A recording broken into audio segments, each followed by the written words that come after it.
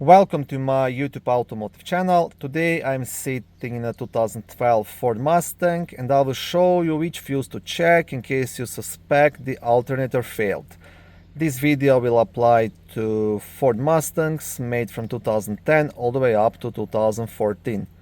If this video was helpful, please consider supporting the channel by liking the videos, subscribing to the channel, or becoming a channel member. Alternator fuse is located in a main fuse box, which is under the front hood on the passenger side right here. Now to lift the cover, there is a small black tab. You want to press it and lift the cover up. On the back side of the cover you will have a small fuse diagram. And the fuse you want to check, it's a small 10 amp red fuse located right here.